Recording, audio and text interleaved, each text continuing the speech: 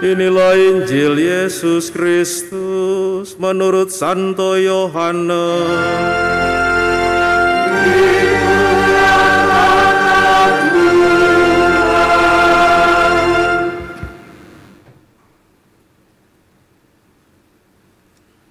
Pada waktu itu ada pesta perkawinan di Kana yang di Galilea, dan ibu Yesus ada di situ.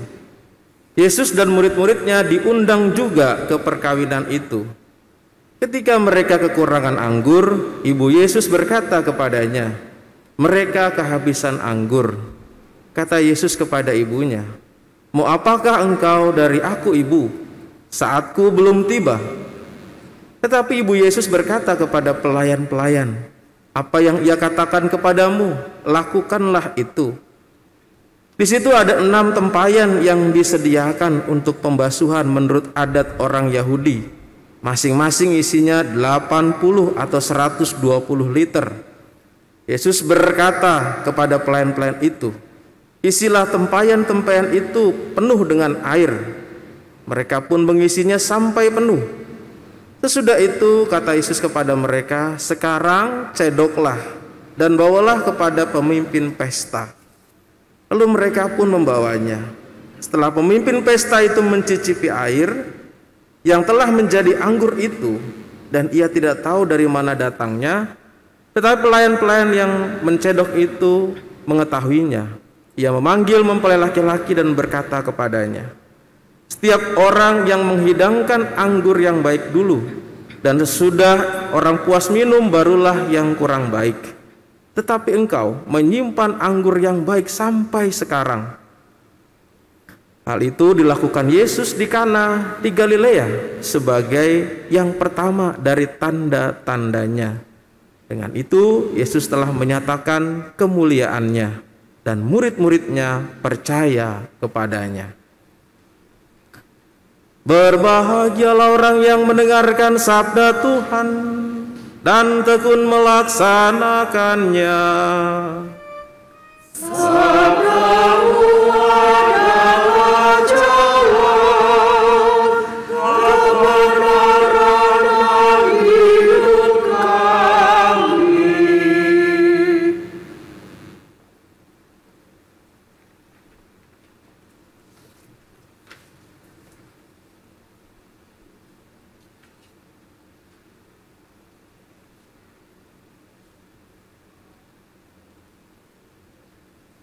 Silahkan duduk. Selamat pagi Bapak Ibu saudara-saudari terkasih.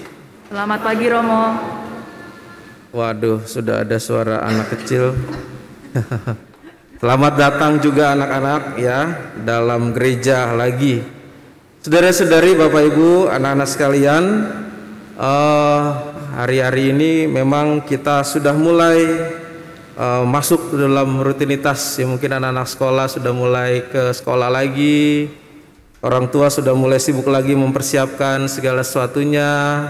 Lalu kemudian juga pagi-pagi aktivitas juga sudah mulai mungkin seperti biasa. Saudara-saudari, hal-hal yang biasa, yang rutinitas yang kita lalui begitu saja setiap kali berjalan. Ada sebuah cerita yang tentunya juga cerita ini menggambarkan suatu gambaran dalam kehidupan kita, dalam cara pandang kita memandang setiap peristiwa. Suatu ketika ada sekumpulan anak-anak yang nakal. Anak-anak ini di sekolah mereka terkenal cukup nakal. Suatu ketika sekolah mereka libur dan mereka bermain-main di sekolah. Kebetulan di situ ada sekelompok kawanan kambing sedang makan rumput punya orang. Lalu anak-anak iseng ini mengambil cat di sekolah, lalu mengumpulkan kambing-kambing itu, dan kebetulan kambing itu ditulisi dengan angka-angka. Angka 1, angka 3, angka 4, angka 5. Lalu anak-anak yang iseng itu tidak menulis dengan biasanya, tapi dia memberikan atau membuat kambing-kambing itu berwarna dengan angka-angka itu. Angka 1, angka 3, angka 4, dan angka 5. kemudian dimasukkan ke dalam sekolah. Lalu kemudian kambing itu mulai kebingungan, cari kanan kiri, pintu keluar nggak ada. Anak-anak iseng itu ya, lalu kemudian pulang, ditinggalkan begitu saja. Suatu ketika pagi-pagi sekali Bu guru datang ke sekolah, lalu kemudian tidak sadar ada kambing-kambing berkeliaran di sekolah karena tidak kelihatan. Anak-anak masuk kemudian sudah banyak, baru kemudian kelas mulai berjalan, baru ada anak melihat ada kambing. Wah, heboh semua. Satu kelas berteriak ada kambing, kelas berikutnya ada kambing, ada kambing, ada kambing. Wah, anak-anak ramai semuanya. Pelajaran dihentikan. Anak-anak melihat kambing dan bu guru dan semua guru-guru melihat juga kambing dan mereka bingung, kelas heboh, akhirnya dihentikan dulu, semuanya disuruh menangkap kambing karena bikin rusuh sekolah ya. Lalu kemudian dikumpulkan kambing itu di halaman sekolah dan kemudian setelah dikumpulkan lalu semuanya melihat angka-angka itu dan mereka mengumpulkan kambing itu dan mereka kebingungan mencari satu kambing yang hilang karena kambing-kambing itu yang dikumpulkan angka 1, angka 3, angka 4 dan angka 5. Lalu yang belum ketemu adalah angka 2. Seharian sampai kelas sekolah itu mau berakhir tidak diketemukan kambing nomor 2. Nah, kira-kira adik-adik yang ada di sini bisa nebak di mana sembunyinya kambing nomor 2 itu? Ada di mana? Di balik meja, di laci, atau di WC? Gak tahu ya. Atau orang tuanya, bapak ibu, kambing nomor 2 bersembunyi di mana? Di atap? Siapa yang tahu kambing nomor 2 bersembunyi di mana? Nah, ya betul. Di toilet. Nggak ada ya, bukan di toilet ya. Kambingnya memang segitu ya, kambingnya memang ada jumlahnya berapa? Ada 4. Kambing 1, kambing 3, 4 dan 5. Yang 2 kemana? Karena tidak ditulis. Kambingnya ada 4 ya, ditulisnya 1, 3, 4 dan 5. Nomor 2 tidak ditulis angkanya, tapi semua sibuk seharian itu mencari kambing nomor 2. Alasannya kenapa? Karena semua orang berpikir kalau habis angka 1 pasti langsung 2, habis angka 2, 3, 4 dan 5. Udah ada angka 5, angka 1 masa 2-nya nggak ada? Kan anak-anak iseng namanya juga ya. Kerap kali kita juga berpikir lurus seperti itu, selalu memandang sesuatu peristiwa itu lurus seperti itu. Ya, karena peristiwa yang biasa dan sehari-hari yang mungkin menjadi suatu kebiasaan. Nah, saudara-saudari, kalau hari ini kita mendengar yang namanya peristiwa yang disebut dengan mukjizat, peristiwa di Kana disebut sebagai mukjizat pertama. Nah, mukjizat itu adalah suatu peristiwa yang ajaib, suatu peristiwa yang luar biasa, yang mungkin memang harusnya kita juga tidak memahami dengan akal pikiran kita. Di dalam kehidupan kita sehari-hari, kalau orang melihat mukjizat, biasanya itu pasti akan suatu yang luar biasa, spektakuler, ya, suatu yang ajaib, dan berbagai macam pengalaman mungkin pernah kita saksikan dalam kehidupan kita. Nah, tetapi di sini ada sesuatu yang menarik dalam peristiwa mukjizat di Kana ini. Yesus mengubah air menjadi anggur. Ada sebuah urutan yang mau digambarkan kepada kita lewat mukjizat ini oleh penginjil Yohanes. Ya, jadi kita bisa melihat sesuatu peristiwa yang bukan lagi menjadi suatu urutan yang biasa. Orang diajak untuk menangkap suatu di baliknya. Jadi kalau di sini digambarkan bagaimana Yesus mengubah air menjadi anggur, itu peristiwa yang biasa, saudara-saudari. Bagi Yesus mukjizat itu banyak dilakukan. Dalam perjanjian lama mukjizat juga banyak dilakukan, dan juga dalam perjanjian baru oleh Yesus mukjizat juga banyak dilakukan. Jadi peristiwa mukjizat itu orang yang bersama-sama dengan Yesus melihatnya menjadi biasa sekali. Walaupun orang buta menjadi melek, lalu kemudian orang kusta menjadi sembuh, banyak sekali peristiwa yang dilihat, yang ajaib. Nah, tetapi ada sesuatu yang perlu kita lihat di sini.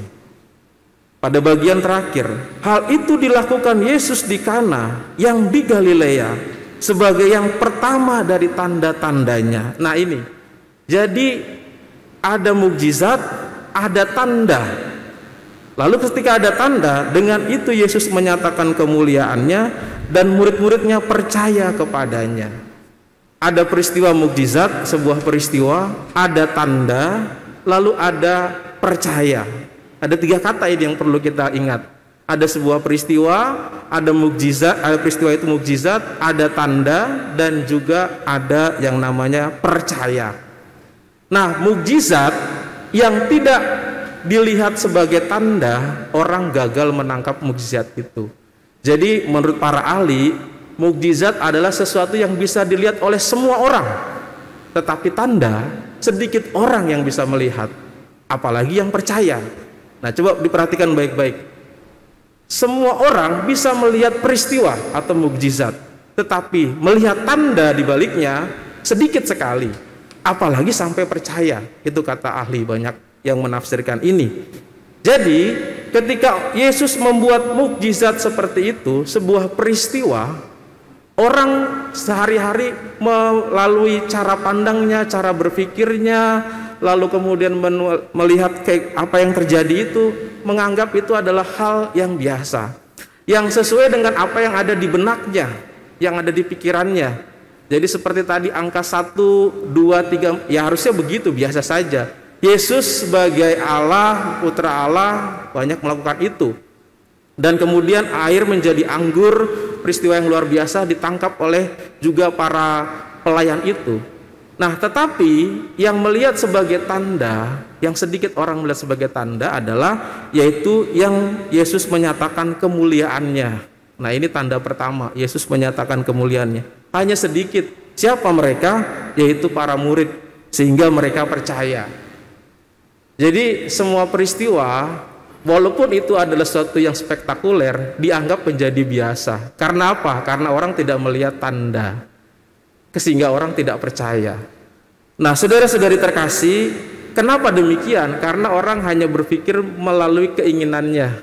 Ya tadi itu, karena sudah rutin. Orang menganggap angka itu ya seperti itu, ada kambing, ada sampai nomor 5, ya pasti ada nomor 2-nya. Sesuatu yang dipandang sehari-hari seperti biasa. Maka mukjizat itu menurut pandangan sendiri, jadi orang mencari-cari mukjizat atau peristiwa-peristiwa yang spektakuler menurut pikirannya sendiri tidak ketemu, karena dipandang hanya dari pikirannya. Orang tidak melihat sebuah tanda di baliknya. Tanda itu apa? Tanda itu adalah peristiwa di mana Allah mau menyapa manusia lewat yang namanya tanda itu. Jadi ada peristiwa, orang harus menangkap tanda di baliknya, dan orang akan tambah percaya. Nah, saudara-saudari, peristiwa mukjizat sering terjadi dalam hidup kita. Namun seringkali kita menganggapnya menjadi biasa karena kita tidak melihat tanda peristiwa di mana Allah ada di baliknya yang mau berbicara kepada kita, sehingga kita pun kadang-kadang mempertanyakan Tuhan. Nah, pada hari ini kita diajak, setiap peristiwa yang kita alami, suka duka, duka cita, apapun itu, pasti ada tanda di baliknya, yaitu adalah ada Allah yang bermaksud menyapa manusia, Allah yang mau juga menampakkan kemuliaannya, Allah yang mau bekerja di balik peristiwa itu. Ketika orang menangkap itu dan mulai percaya, disitulah terjadi yang namanya efek dari mukjizat itu. Kalau di sini yang hanya efek dari mukjizat itu hanya para murid, padahal ada pelayan-pelayan yang melihat mukjizat itu. Nah, semoga kita semua pada hari ini diingatkan, banyak peristiwa mukjizat di sekitar kita yang biasa, namun kita memandangnya juga dengan cara berpikir kita, sehingga kita tidak bisa melihat tanda di baliknya, Allah yang bekerja di setiap peristiwa itu. Kenalilah tanda itu, maka kita semakin beriman dan kita menyaksikan banyak kemuliaan Allah dalam hidup kita. Tuhan memberkati kita. Amin.